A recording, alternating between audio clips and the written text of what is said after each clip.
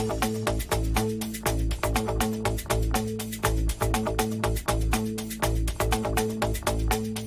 is the North End. This is the North End.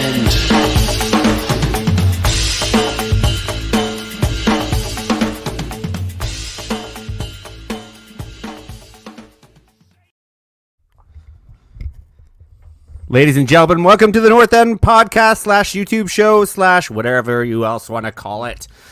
Today we're going to be covering the games of the week in Week 7, dynamite action, and then a little bit of lull because it's, that dreaded time. It's international break. Boo. Boo. Basic premise, folks. We are a Premier League show. We are fans of the Premier League. We are fans of all things Premier League, and every week we get together and we just talk some shit about the Premier League. With me today is David Convery, and all the way across the pond, Luke Connolly, somewhere hiding in a basement, I can only presume, wanted by the law for what he did at the Aston Villa Man United game, which they both attended in person, so we don't like them very much. And I'm your host for this particular show, Paul Forrest. What up, everybody? How is everybody doing? Luke, how are you doing? It's late. It's late over there, man. Are you tired? How was your day? Yeah, guys, we gotta work out an afternoon session. These are killing me. No, I'm good. I have just put something called SP Balm, which is a like one of these. It's like a sex loop, kind of. No, I wish it was. It's one of those kind of like deep heat, like Asian. I got it from Sri Lanka years ago, for like muscle ache and stuff. But I was so tired. I've got a cold, and I was looking for vapor rub. And I've put it up my nose, so I'm in pretty extreme pain right now. So we'll see how far we got through in this podcast. Well, here we go. Can I give you a firsthand a bit of guidance? If the mood gets romantic with yourself later, and you light a candle, put some Sade on, wash your hands thoroughly because you do not want to be mixing up that kind of balm with. I've made that mistake before. The lower region. Yeah. It's not fun. I mean, women talk about being difficult for giving birth and stuff, but I don't think they know that kind of pain when you confuse the two creams on the side of your bed, the muscle rub and the other stuff. It's real pain. It's real pain. A lot of adult males know that pain. I think we've all made that mistake, and it's not fun. We don't talk about it though. We don't want to talk about it because it's a deep, dark secret that we made the mistake of confusing creams. And it's not a masculine conversation, is it? Paul, how are you? Yeah, I'm well. Luke, yeah, I confuse creams. No, but we should as men feel able to support each other in those times. It's 2021. This is a safe place for men and for women, right? So just we're here to support everyone. I enjoy it. I enjoy that we're opening up about these things. It's good to have a dialogue. Connie, how are you, by the way? I'm good, man. But I want to ask you guys if you've seen that gruesome incident. I saw it on Twitter today in Brazil, where I think it's like the 6th Division Brazil League. Wow, yeah. Where the guy kicks the. I'm not even sure, so don't quote me on that. Yeah. But I actually saw the clip of the player pushing and then kicking the referee in the head. It's extremely violent. If you don't like that kind of thing, don't suss it out. But the guy's been charged with attempted murder, and rightfully so. Horrendous. He should never play professional or semi-professional ever again. It was disgusting. I caught it earlier. I want to see if you guys had a chance. It was wild. Yeah, I've not seen the actual clip myself. I think I saw the BBC's coverage, like a news article, and obviously they didn't show it. And I've made that mistake of going, digging, and then you watch videos like that. I'm sure, Paul, we've done, and then you go, I really wish I hadn't watched that. So I probably won't be going near this one, but it's violent. Don't do it. Don't do it. It's violent. You see some of these players just kind of blowing up. I will say what a crazy development. Like, you're a star player, I assume, in Brazil, and now you're going to be a Brazilian prisoner in the Brazilian prison system. Yeah. The best news to come out of it is the ref is okay. Like that, like they called the ambulance on there. I'm pretty sure it was terrible, but the ref is okay. The guy's in custody. Wild stuff. Stuff. Absolutely crazy. I thought you were going to mention the other terrible, horrific news from football, but I'm sure we'll probably get to that, won't we? Well, what are we waiting for? Why don't we we jump in now? Well, I'm going to tell you guys a story real fast before we kick off because nobody's asking me how Paul is. Oh, that's true. Sorry. How are you? You were in Vancouver. How was your trip? Yeah. So I'm going to tell you guys a story. It's a quintessential Canadian story. I was out for a walk in Alberta, as one does. my 4-year-old, my wife, my buddy, the professional curler, and myself go for a walk in the woods. And then we come across not one, but 12 to 15 elk. And the masculine buck is a 7-horned elk. Like, all Canadians know what that means. It means it's as big as you're going to get for elk. And I'm just awestruck by the majesty of this moment. We're sneaking up on these guys, and we're like maybe 20 yards away from them because it's not hunting season, so they don't care. Did you get fucked by an elk? All Canadians understand that this is a thing with elk. They don't care when it's not, like, they'll let you get close. So we're there, and I'm like kind of one with nature, as all Canadians typically are. This is just standard Canada stuff. And then I got a little bit of the soccer ADD in my head, and I was like, oh, I wonder what the score of the game is for Man United, the Champions League. Pulled out my phone. As I'm quiet as can be, the ticker rolls over to reveal that in extra time, Ronaldo scores the winner, and my reaction was loud enough to scare all the elk away. Fantastic. And they fucked off into the woods, and everybody, my wife, my friend, the professional curler, and my 4-year-old turned at me like, what the fuck is wrong with you, buddy? And I was like, oh, Ronaldo scored. What do you guys, why aren't you guys all It's running? a great story. Come on. Come on. Great story. But they didn't run the other way. That would have been more of an issue. No, I mean, I legitimately don't know what a 7-point elk's reaction is going to be to a loud noise. And in retrospect, it could have easily have been, I'm going to fuck you up. And yeah, it was stupid. Whatever. Or I was they could excited. have just taken your child and raised your child like their own. Like flip Bambi, reverse Bambi. You know, if I had a nickel for every Canadian story I've heard where a deer has stolen a child to raise them as his own, honestly, I wouldn't be doing this for a living. I'll tell you that. No, you would not. That is true. No. That is true. No. Speaking of Premier League, maybe we should talk about the Premier League. No, I'm quite enjoying these. Wild, crazy weekend of football action over the week. I think our friend Brian in the studio is going to throw up some graphics so we can walk this through, and I'm going to ask my man Dave Confrey to give us the brain by brain. But first of all, just to summarize, Chelsea on top of the league. It's week 7. That position's going to change quite a bit, but I don't know if you guys have noticed, but I think maybe 4 or 5 teams now have been top of the table. It's nobody wants to wrestle control over that bad boy. Which is great for the viewers.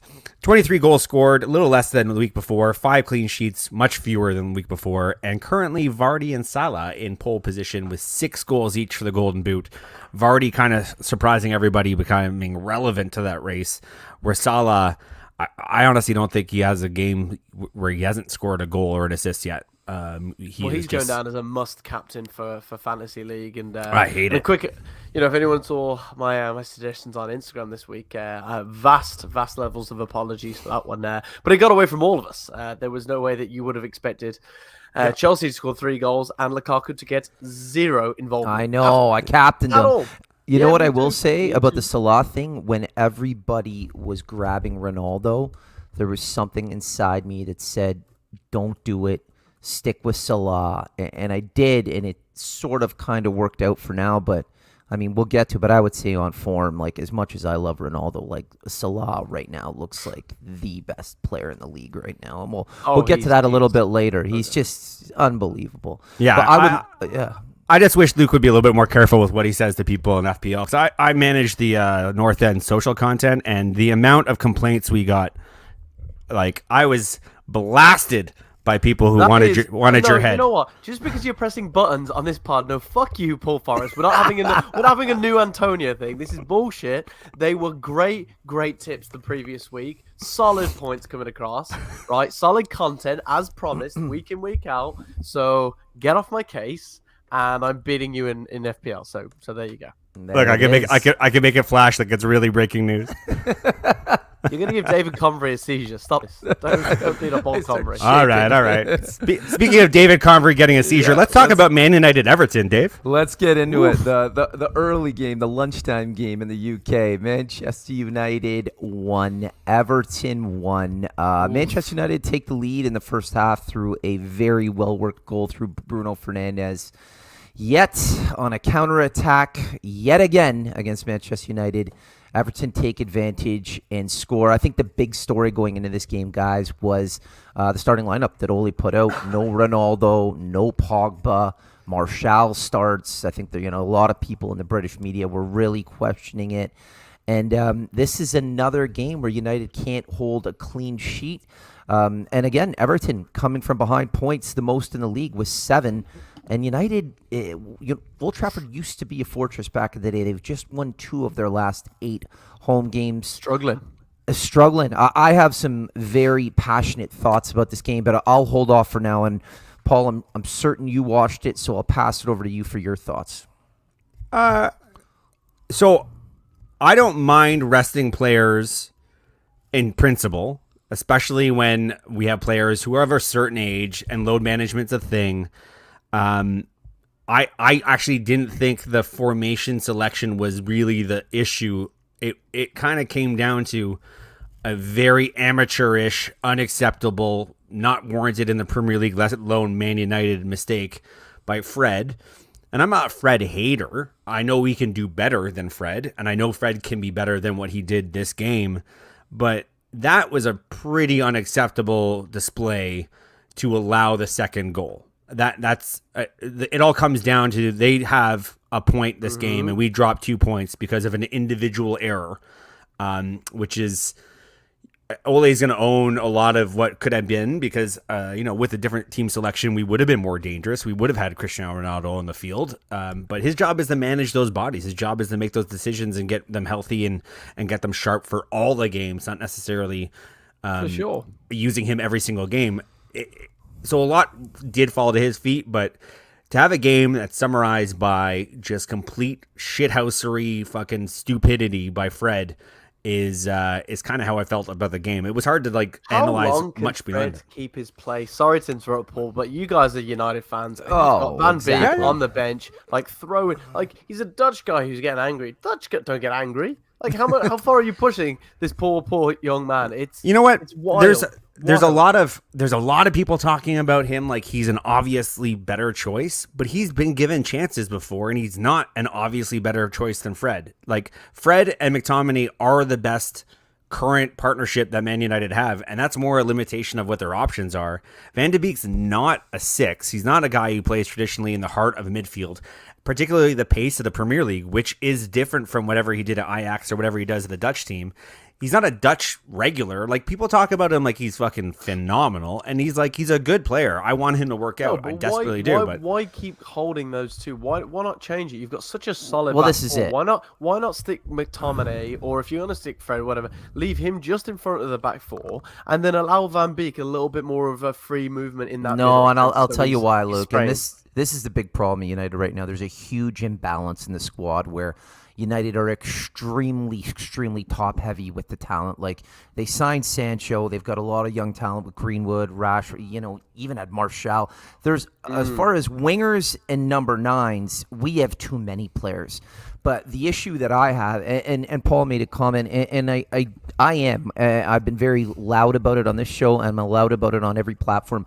Fred's nowhere near good enough to be in that United mid. So I don't know if you guys caught Owen Hargrave's comments, but he said if Fergie was managing that team, Fred wouldn't play for a month. He had 2 chances, 2 50-50s that he lost. Didn't put a foul in on either, and his foot speed's not quick enough to play in the bottom line. I don't care if you play Pogba and McTominay, Matt. I don't care if you play 4-3-3, 4-1-2. It doesn't matter.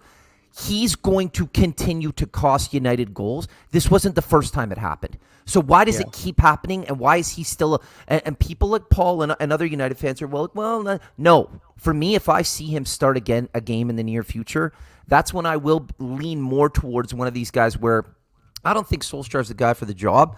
And the last couple, I had no problem with Ronaldo sitting and rotating and all of that. But this Fred shit in the middle of the park, he literally cost United 3 points. And this counter-attacking where he's losing balls and can't compete, United are vulnerable every time, and he gives the ball away. For me, do I think McTominay's good enough? Probably not. Is Matic Schultz? Yes.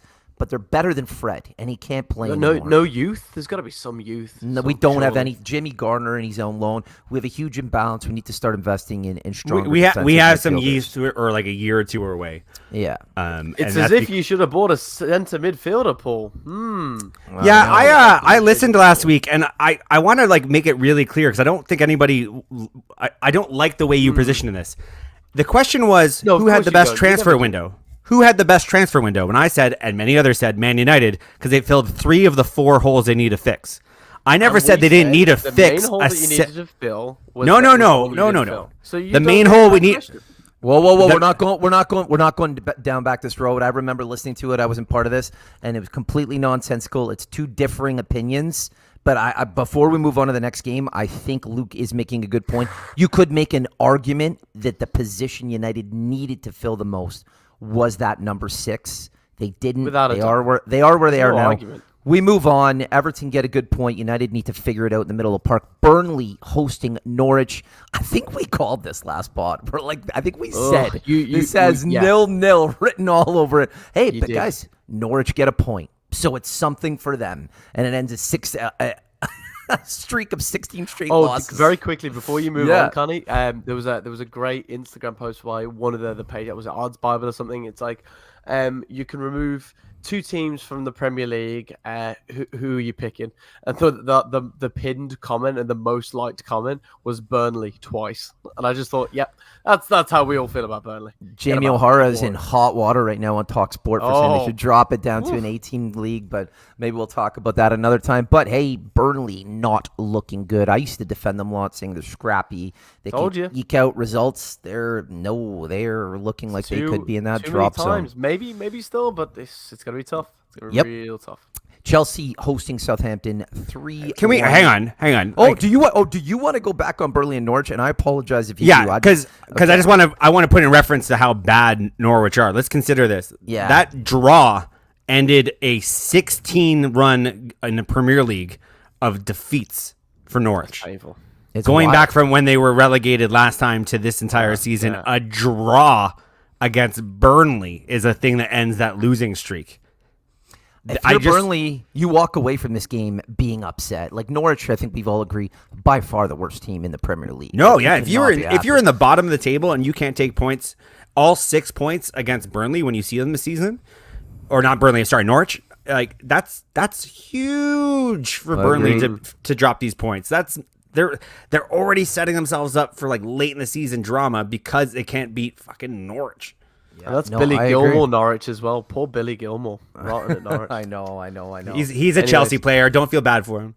But we move on to Chelsea hosting Southampton. Chelsea go up through Chalobah. Looks like a player. Really nice goal. Getting on the score sheet again. Then Ward-Prowse scores with a penalty to tie it up. And you're like, oh, Chelsea could drop. And then he gets sent off.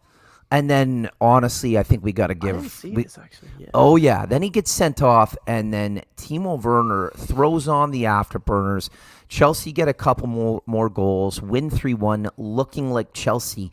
I have a specific question, because I watched this game, and it was fascinating to me. Paul, could Timo Werner eke out a spot for himself on this right wing for Chelsea? He looked awesome. Like, he looked incredible. I think we've always kind of said Timo Werner had a really terrible season last season. But that doesn't mean he's going to be a terrible player for Chelsea. He's super fast. He's pretty big. He can finish in other leagues, so he might have to find his boots in the Premier League. But if you go back to last season, a lot of VAR decisions went against him, and they were like the super tight ones. Like if he had not had that VAR season, he could have been a different mindset, could have had more confidence. So I think if this guy can like go on a little bit of a run, score, not even scored all the time, just like feel like he's a good contributing player, I think the left side or the right side, this guy could do some real damage for Chelsea. I agree. It would be a masterstroke to find out he's going to be that good after the fact. And for them to concede that he is a player that isn't just going to be the 9, that he's going to be good on the left or the right, and they bought somebody that they can build around. Like it's too early to say from one game, but I mean there was a reason why a lot of people picked him to win the Golden Boot last season when the season first started. Sure. Like he is a talent. And I hope it fucking fails miserably, because honestly, Lukaku and Werner scoring goals for fun would be terrible for everybody else. For everybody else. I felt bad. Werner had, like to Paul's point, he had such a tough time with goals last year. He gets another goal called off, but then he eventually does score. I also thought he was the penalty though as well. No, not this game. No? No. Lukaku takes the penalties, and they didn't get a penalty. Ward-Prowse got one. But, Werner gets on the score sheet. Well-deserved. I think he was man of the match. Chilwell back in for Alonso, and even though he gave up the penalty, which was a poor talent, he ends up getting on the score sheet. So I wonder if that'll give him a chance to win back that left wing stand point. That was a pretty wild sequence of events, that goal. Yeah. Like, that... I didn't think it was Lukaku, I thought should have had that one. That was just a fucking... It was pretty wild. It was pretty wild. Miss. But great win for Chelsea. Puts them top of the league at that point. Leeds hosting Watford. Leeds win 1-0. Lorient scores in the 18th minute. But gentlemen, this would lead to our first manager sacking of the season. Cisco gone. Welcome back, Claudio Ranieri. The Tinker Man. Everyone would remember Claudio from bringing Leicester all the way from 5,000 to 2016 to Premier League champions. Luke, can he come in and turn it around for Wolves? What do we think? For Watford. Watford, sorry. No, you're looking at the next game. I've done that before. True. I think he's such a wonderful manager of manager of people. Like he really knows how to get the best. I think he's so respected. I think as soon as he walks into that team, that dressing room, there's going to be such a respect for what he's done in the game, for what he did in the Premier League with Leicester, what he's done previously in the Premier League. Like he's such a unique manager, and I really don't think there's many that have the same clout as Ranieri in the game. Full stop. Like I really put him in the top level, and it's an incredible signing by Watford. Now, is it too old? Are we going to get the Ranieri that got a 5,000 to 1 team to the top of the league and crazy sports success? I'm not sure, but I think it's when you're asking for new management and you're in the position that Watford find themselves in, where they're not just quite in the relegation, but they're also not looking unbelievable. It's a hell of a manager coming in. I don't think if he turned up at United, would you be upset? Yeah, I don't think anyone would be upset. I don't think he's of that caliber, but we'll see how Claudio does. Welcome back. Wolves, can I just give a heads up to everybody before we start talking about what this guy can do, because I want to be a little fair to him. And this is you have to kind of know what fantasy looks like. So when you look at fantasy, it tells you who a team's facing, and they'll color code it red if the team is premium, green if it's going to be a fairly straightforward game, and gray if it's a whatever kind of game. Of the next 8 games they're playing, 6 of the teams shine bright red. Yeah, Liverpool and Everton are the next 2 games for Watford. So Claudio could be really good, but I mean, you're going to be on the ropes after getting beat badly, likely against Liverpool, and then you're going to have to go to Everton and probably get beat again, and then maybe you catch your breath. He set Leicester up very well at the back. If he can bring even a little bit and just make it a little difficult, if they can scrape a draw. He had the personnel, though. He had the players. He had Wes Morgan playing out of his skin. Yeah. And that's not something he just inherited. He made that team. This is taking over from a club is very difficult, and he's taking over he's a championship club. He's not taking over a Premier League club. He's taking a team that isn't really stacked. That Leicester situation was 1 in a million. It was a perfect storm. Conte, Mahrez, Vardy. It was just everything clicked. Drink water. Danny. Wolves hosting Newcastle. 2-1 Wolves. He Chong Wong. Did I pronounce that correctly? Probably not. With a brace, not just you a probably brace. did better than Paul. Would have had a heart attack trying to Not just a brace, but guys, this guy looked like a proper 9 with both of those finishes. And what have we been saying for a while now?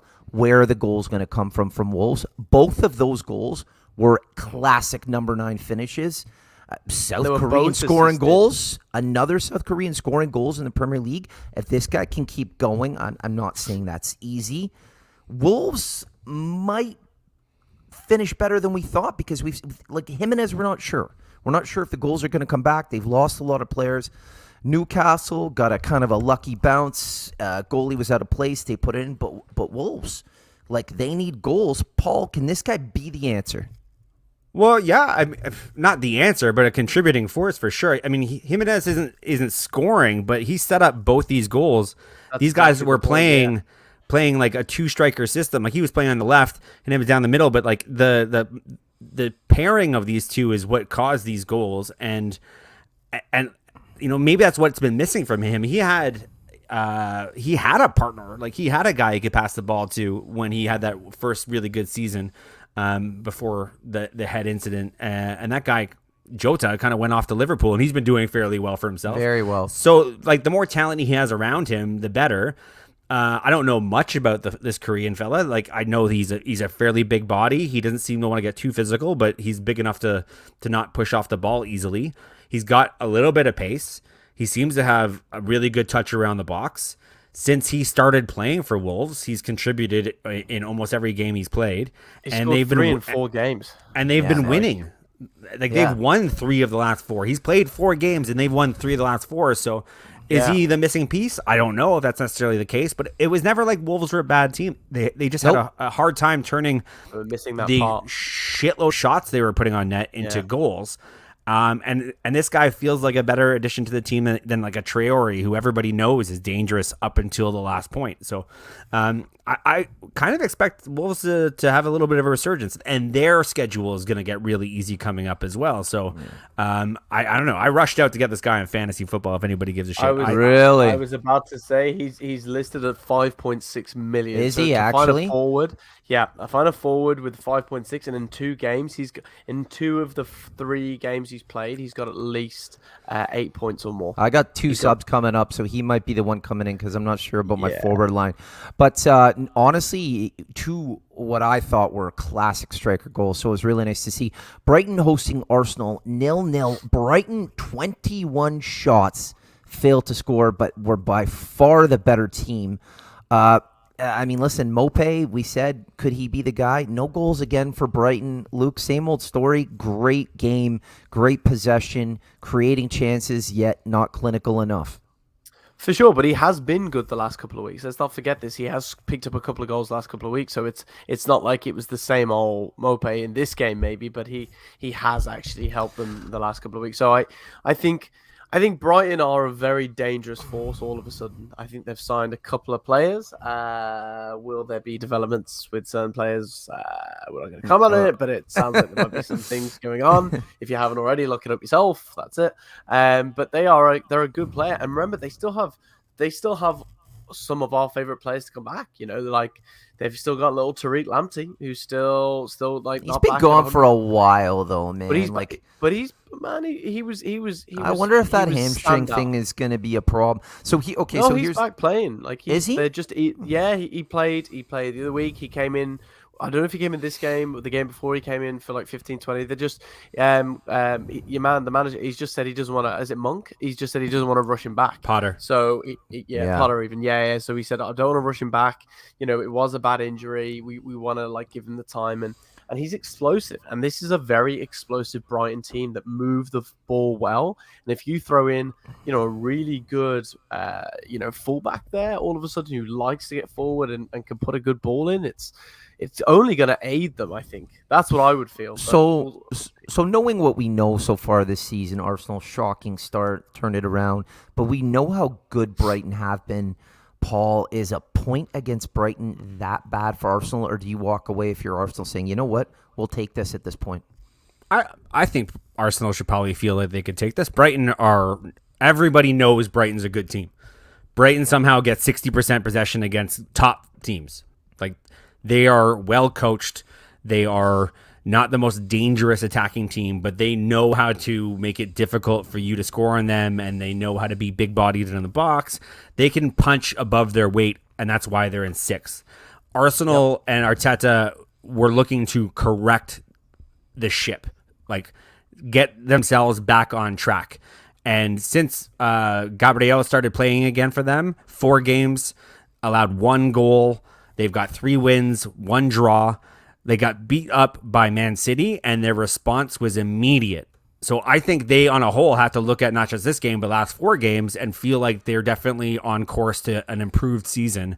And I think it's all starting from being a lot harder to beat at the back. I agree. I think the goals come, but... Yeah, tied for 4th for clean sheets in the league. Exactly. If we look at the meltdown Arsenal had from what they've done since then, correct. They're in good shape. And I agree with Paul. They're building from the back. Ben White, Gabriel. And if this is kind of like United 2 years ago, this doesn't happen overnight. We know it. We've seen it with City. We've seen it with Liverpool. It does feel like they're on the right track. Project. You got it. Crystal Palace hosting Leicester. Leicester go up 2-0 through Iheanacho and Vardy. This boy Elise comes on for Jordan Ayew, scores, plays incredible, and then they tie it up and get a point from it. This is an incredible game. And if you think about this Elise kid coming on for Ayew, you think about him, and help me out here, Paul, who's Eze, the gentleman coming back. Yep. There's some young talent on this Crystal Palace team. Is this a team we need to look out for? And what are our general thoughts on Patrick Vieira so far? I think now that we've started to see Patrick Vieira work with a little bit of a healthier squad than what he had at the start of the season, and he's had a little bit more time to work with specifically the midfield, like bringing in Gallagher on loan, who's been a revelation, I think, for Crystal Palace. Like I think their fate goes the way he plays. I'm actually really looking forward to seeing what he and Eze can do if they get the chance to play together. So I think Crystal Palace are going to be a decent mid-table team.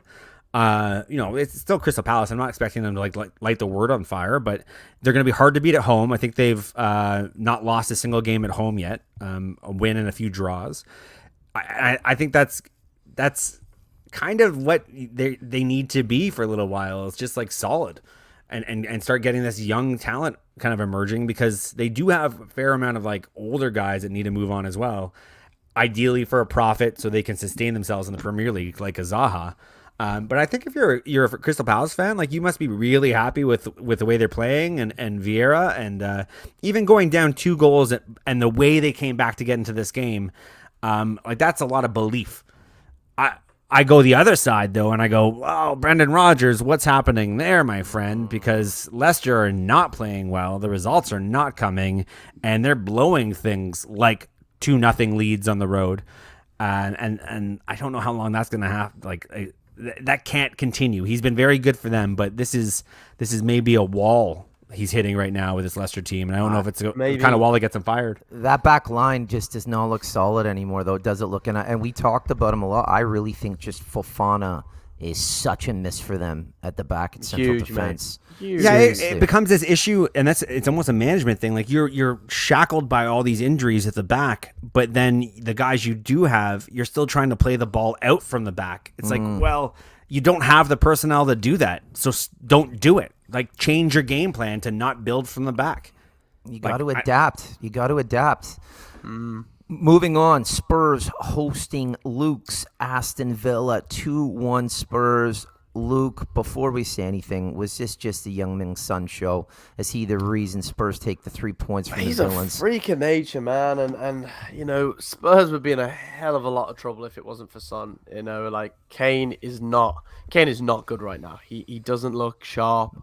No goals in 6 games. No goals in 6 Premier League games for Harry Kane. And Martinez knew that. Martinez a number of times got out very quickly, smothered him as a good goalkeeper does, but like Kane, an old Kane would have had the composure to put it over him to the side. He's not firing at on all cylinders. But Son has this ability to be 75, 80 minutes into a game and turn on the burners as if he's been playing for 7 minutes or 8 minutes. Like his level of athleticism is it's frightening. Actually, it's absolutely frightening. And he was great. But this was don't take it away from it. This was not a good Villa performance. We were sloppy with the ball. We didn't transgress from the back to the front very well. The transition was kind of sloppy. Danny Ings is just so desperately in need of a goal. Like he's always there. It just doesn't fall to him, and I can see him getting a little frustrated, which is concerning. But there was the sloppiness. We scored an equaliser and we concede within a minute and a half, 2 minutes. Like it was ridiculous. But that's the brilliant play from Son, who was outstanding. For sure.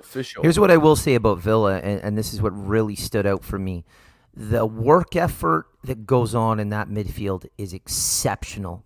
There's a lot of creation that happens. My takeaway right now is you need to be producing more at the high end of the field, because your midfield's doing everything for you right now. They're working tirelessly and they're getting the ball up to the attackers. They need to do more with it. I think you're going to see one of the two of the youth coming in, so I won't spend long on it. But I went to Villa under 23s the other day, and there's two lads who are they're on the bench now a number of times in the first team. So Archer's come on a couple of times. He scored a hat trick against Burton in the cup this week. He's a sensational player. Like he's he's maybe a little dainty. That's my only concern. But there's a guy in the middle. I can never get his last name right. It's Chukwuemeka, I think. Because it's an impossible name full of weird letters that shouldn't follow each other.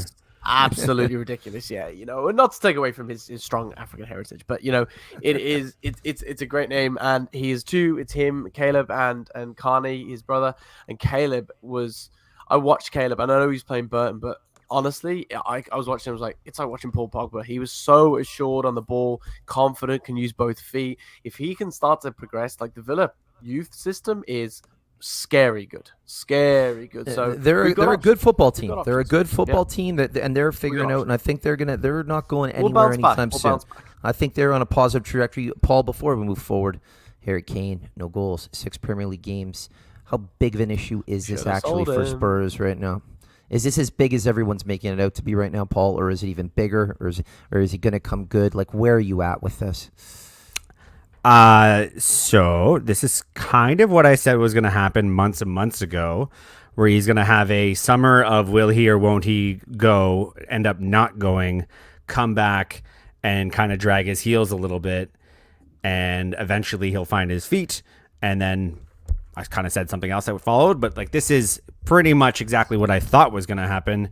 It's a hard thing for a player to feel like he's not part of an organization anymore and he wants to go, to come back and totally commit himself and totally be 100% mentally ready and sharp the way he probably needs to be to score goals in the Premier League. He's a great talent, but he does have to work for these goals.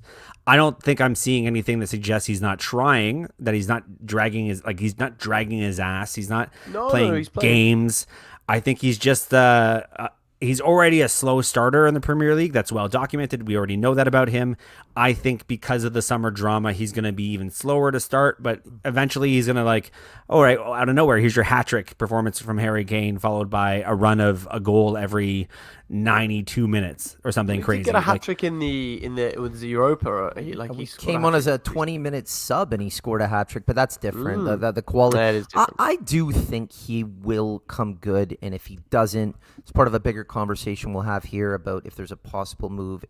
He's just too good of a player. I think Villa will give him 20 million. 20 million. Take it or leave He's got to get his head right. Gentlemen, West Ham hosting Brentford. Brentford does it again. They go up early.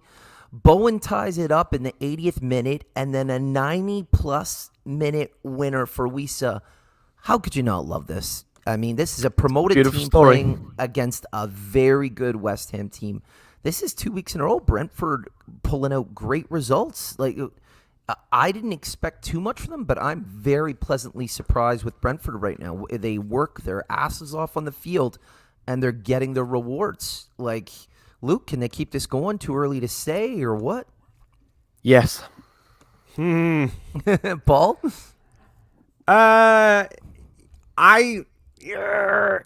It depends on how they can navigate the injuries that are bound to happen. Yes. And that's Depth. Good point.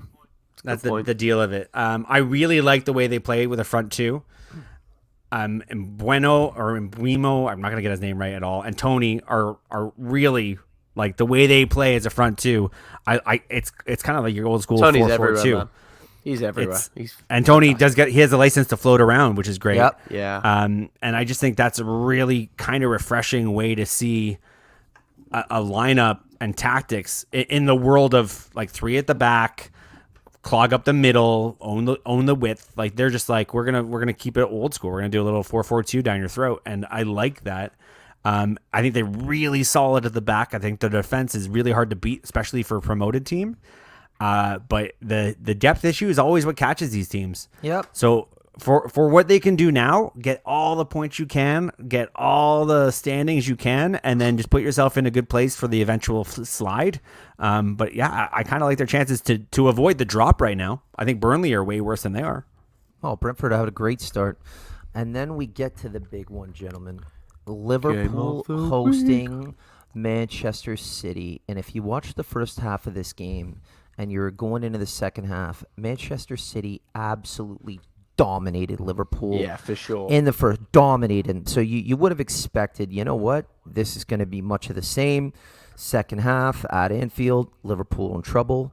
Just before the 60th minute, classic counterattack from Liverpool, Sadio Mane with a fantastic goal. This game, if you were a football enthusiast and you really just like good football, this was porn. And then Phil Foden, beautiful. Just absolute class, ties it up. And then, oh my God, Mo Salah with what I would call, I know the overhead kick from Danny Ings, but I would say right now this is the goal of the season as he just rips down on his right foot, step over, buries, and then who Phenomenal. else? This was, and then what else if it was scripted? Who's the only one who hasn't shown up yet? Kevin De Bruyne rips one in to get a late equalizer. This second half was just as good as it gets. Beautiful. Luke, did you feel the same way? It was just, you couldn't take your eyes off it. Oh, it was a fantastic game. You know, there is a bit of people are losing their minds a bit. They're calling and they're asking, is Salah's goal the best solo goal in Premier League history? I'm like, I think I can think of a number of ones, including Henry, where he literally ran the whole length of it past to himself and scored.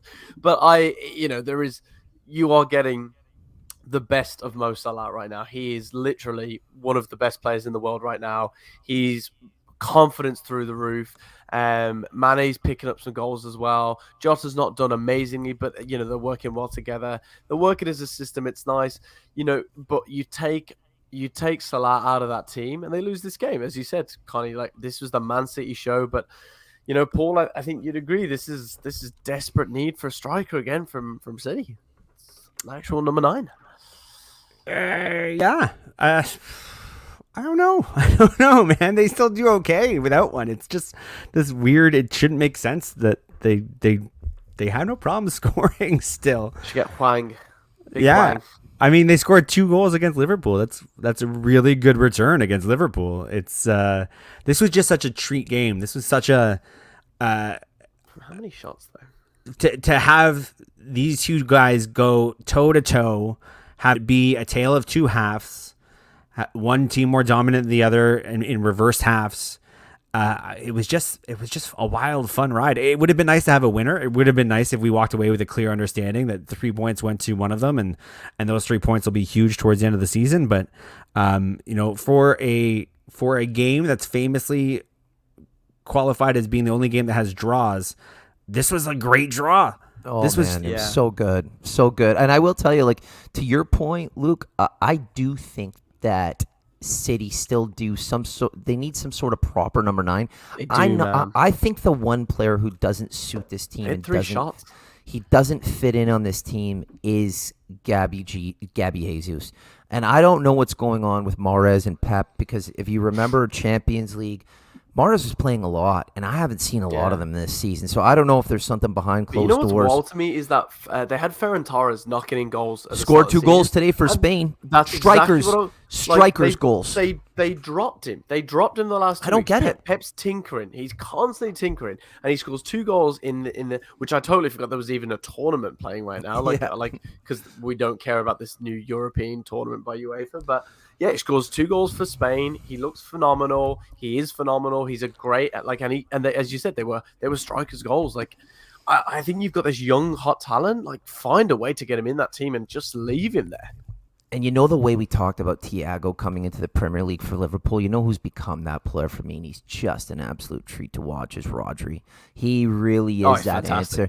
Like I always said, without Fernandinho, I think, City are going to have to restructure. They've replaced him with Rodri. Rodri was sensational. We've talked a lot on this pod about Chelsea and about Liverpool. My biggest takeaway after this game is Manchester City are still the best team in the Premier League, and in my opinion, they are the team to beat. They were, as much as I think so. You got classic counterattack from Liverpool, some great individual goals, great defending, but Man City is a football team from back to front. Even their defense, they're a cut above everyone else for me, and I don't know if you guys feel differently. Yeah. No, that's I don't. But they're also So, you know, Who knows? there's more parity this season than there was in the past. And it wasn't like they won. It was a 2-2 draw against their closest competitor. So we'll see how it all plays out. So we're going to end the show as we always do with our pick of the best player of the week. We do poll the audience. We do ask our followers out there on social who they thought was the hot property for the weekend. There was a lot of names mentioned. Even from this game, Salah was mentioned a lot. Phil Foden was highlighted as being a great player. There was a Son push towards the end of the race, but ultimately with 2 goals helping to lead Wolves to the win, it was the Korean inspiration. Hee-chan Hwang who wins the player of the week for week 7. Congratulations to Hee-Wang Hwang. You will be sent he'll be sent a code to go on ISODate, the official partner of the North End podcast, so that he can meet others in his local community. And what a signing! I hope this guy ends up being for my fantasy football team. 83% accuracy, 2 dribbles, 2 shots, 2 goals. And if you guys are familiar, we use the Who Scored rating. Who Scored is a website full of free stats on player performances. He was given an 8.62 rating out of 10, which for a striker is a pretty phenomenal showing. So congratulations, Hee-Wang Chan. Yeah, South Korean. What a hell of a weekend time in the Premier League. Yeah, what a weekend in the Premier League for the South Koreans. Netflix, absolutely. Yeah. Just the squid on Netflix. Squid Game, mate. Squid Game. If you guys don't watch it, go watch the Squid Game. Oh my god. Iconic. Fantastic. Okay, I'll get into it. It looks good. I would drink beer. I would drink beer and watch that with you. To the imminent news of a takeover, we should just quickly mention that. I know you're going to go, but it does look like tomorrow there is going to be an announcement, as our breaking news calls it, all rich nation to save Newcastle club from being shy. But they're still going to be assholes, so they've still got to contend with that. But it does look like that whole nonsense of Saudi taking over. They've apparently the whole thing with the issues with the streaming that they're in court over with BN has now been resolved. BN will be back streaming in the Middle Eastern area, and especially in Saudi, and it has given them a green light apparently to go and throw huge amounts of money, and I can't wait for January to roll around and Steve Bruce to spend 50 million on a 35-year-old Liam Ridgewell, and maybe try and put 45 million towards James Milner. I really hope they keep him. I'd love to see Steve Bruce with 150 million to spend. It would be very interesting. It's concerning because for me it will be City 2.0, and like I said earlier, these things don't happen overnight. But like two they've to got three. The fan base. That's the thing though. They've got the fan base. You know what? And they've got a great fan base. They've got a great fan base, and But, I mean, we've seen a lot of things. Paul's done some great reporting on this pod about the way City have gone about it.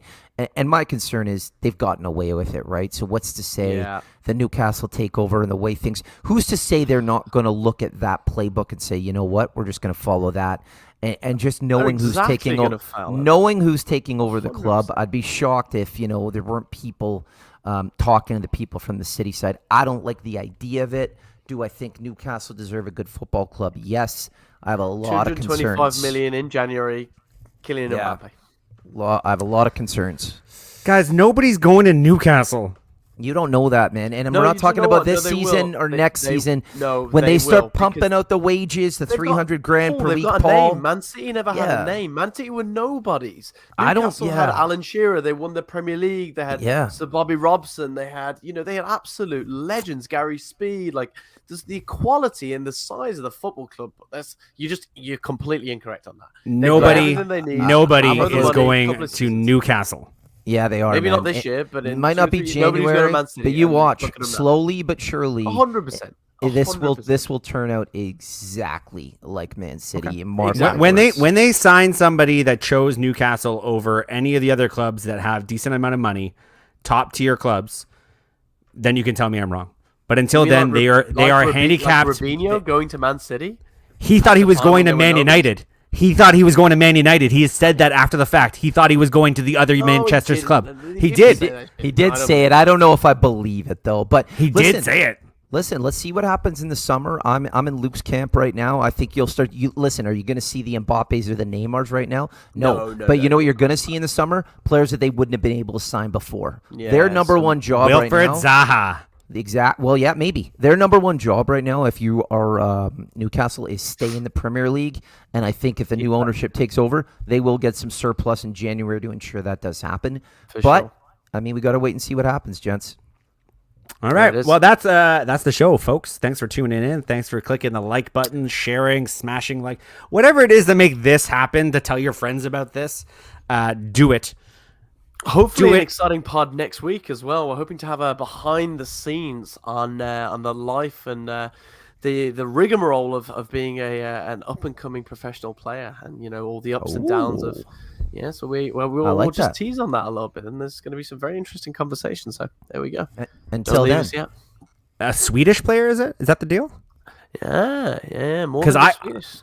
Because I have some questions about that, because I played footy with a guy who was semi-pro in Sweden, and there's some match fixing stuff that happened out of there. I want to ask some questions about. He's got some fantastic stories. That's all I'm going to say. Even in the few conversations we've had, it's wild, the stuff that he could talk about. Wild. Well, I am looking forward to it.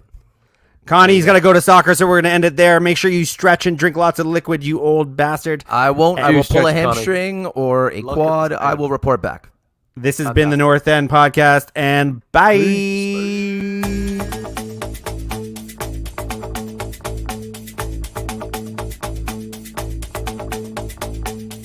is the North End.